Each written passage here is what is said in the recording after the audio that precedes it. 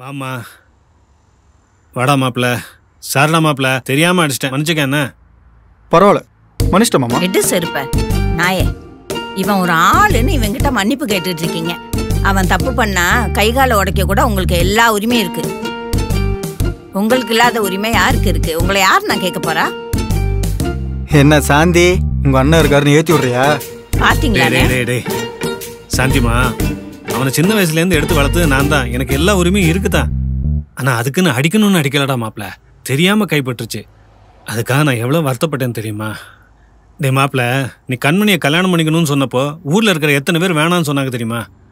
ஆனா நீ ஏன் மாப்பிள்ளடா, உன்னை பத்தி எனக்கு தான்டா தெரியும்.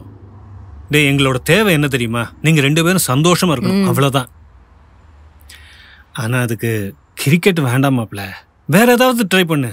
எந்த வேலைக்கு வேணாலும் போ, பிரச்சனையே இல்ல. மாமா பாத்துக்கிறேன். மாமா சொல்றதை கேட்டு ஒழுங்கா வேலைக்கு போ. ஆமா வருண், இங்க பாரு, நான் என் ஃப்ரெண்ட்ஸ் கிட்ட எல்லாம் நேத்தே பேசி வச்சுட்டேன். நாளைக்கு 8:30 எல்லாம் இன்டர்வியூ. நீ போனா மட்டும் போதும், அவங்களே எல்லாம் பாத்துப்பாங்க. டேய், நீ வேலைக்கு போறியா இல்லையாடா? என்னடா நினைச்சிட்டு இருக்க உன் மனசுல? இல்ல, எனக்கு சுத்தமா புரியல. உங்க எல்லாருக்கும் என்ன பிரச்சனை? ஐயோ சாந்தி, கொஞ்சம் சும்மா இருக்கியா? அவனை போட்டு திட்டிட்டு இருக்க. நீங்க சும்மா இருங்கண்ணே. இப்ப நீ வேலைக்கு போவியா மாட்டியா? மா, கொஞ்ச நேரம் அமைதியா இரு, நான் பேசிட்டு இருக்கறேன்ல. ஏய், உனக்கு என்ன பிரச்சனை? எங்களுக்குலாம் எந்த பிரச்சனையும் இல்ல, உனக்கு தான் ஏதோ பிரச்சனை. நீ பேசாத, எல்லா பிரச்சனையும் உன்னாலதான். 2 வருஷத்துக்கு அப்புறம் கல்யாணம் பண்ணிக்கலாம் அப்பவே சொன்னேன், நீ தான் கேட்கல. கல்யாணம் ஆகி கொஞ்சம் மாசம் கூட ஆகல, இவங்க டார்ச்சர் பத்தாதுன்னு நீ அதுக்கு மேல டார்ச்சர் பண்ணிட்டு இருக்கற. ஏய், என்ன வருனே வாய் ரொம்ப நீளுது? அம்மா, நீ பேசாத, தயவு செஞ்சு கூட அமைதியா இரு, உனக்கு கையெடுத்து கும்பிடுறேன். சாந்தியா, கொஞ்சம் அமைதியா. பாத்தீங்களா நான் என்ன பேசுறேன்? உனக்கு பிடிச்ச தப்புன்னு நான் எதுவுமே கேட்க மாட்டேன்னு சொன்னியே இல்லையா? இப்ப மட்டும் என்ன? அப்பனா நீ யார் சொல்றதையும் கேட்க மாட்ட, நீ இப்படியே தான் இருப்ப இல்ல? எல்லாம் நல்லதுக்கு தானே சொல்றாங்க, அது உனக்கு புரியல? ஏன் உனக்கு தெரியாது? லவ் பண்றப்ப எல்லாமே பாத்துக்கிறேன்னு சொன்ன, இப்ப மாத்தி பேசுற? டேய், அவ கேட்காம யாரா கேக்குறது? நான் கேட்டா ஒத்துக்குவியா? ஐயோ அம்மா, கொஞ்ச நேரம் அமைதியா இருமா.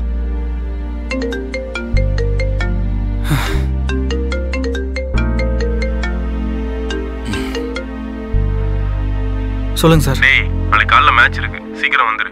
எப்பவும் போல லேட் பண்ணாத, புரிஞ்சுதா? இல்ல சார், இனிமேல் நான் விளையாட போறதில்ல, வேலைக்கு போலான்னு இருக்கேன். டேய் வருண், ஒரு நிமிஷம்டா. போதுமா?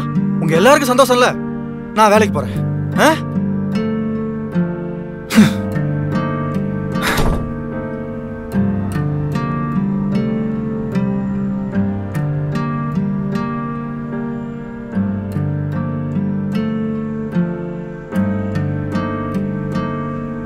டேய் மாப்பிள்ள, டேய் மாப்பிள்ள, என்னடா சின்ன பிள்ளை மாதிரி அழுதுட்டு இருக்க? என்னடா? ஏன் மாமா, நல்லா படிக்காம வேலைக்கு போக முடியாம மாமா சும்மா சுத்திட்டு இருக்கேன். ஐயோ அப்படி இல்லடா. என்ன சின்ன வயசுல இருந்து பார்த்துட்டு தானே இருக்கீங்க, கிரிக்கெட் தவிர வேற எதுவும் தெரியாது மாமா. எல்லா பசங்களுக்கும் தான் அப்பா தான் முதல் ஹீரோ.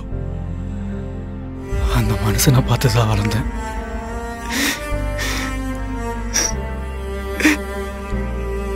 அந்த மனுஷனோட கடைசி ஆசை மாமா, நான் கிரிக்கெட்ல பெரிய ஆளா வரணும்னு.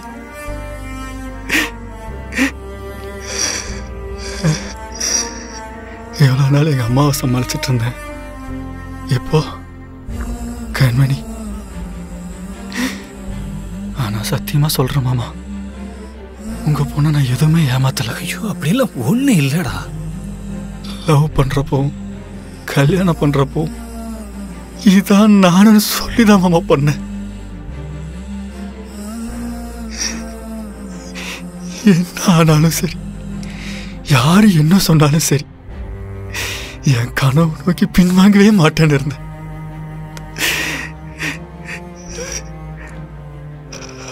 ஆனா எல்லாரும் சேர்ந்து மொத்தமா உடைச்சுட்டீங்க மாமா என்னோட கனவை.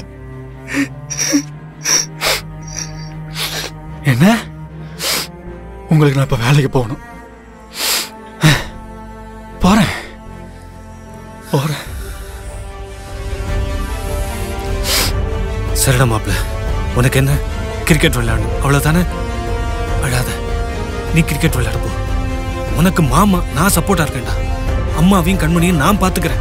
நீ போ கிரிக்கெட் விளையாட போ. நீ கிரிக்கெட்ல பெரிய ஆளா வரணும்டா. உங்க அப்பாவோட கடைசி ஆசையை நீ கண்டிப்பா நிறைவேற்றி ஆகணும். புரியுதா?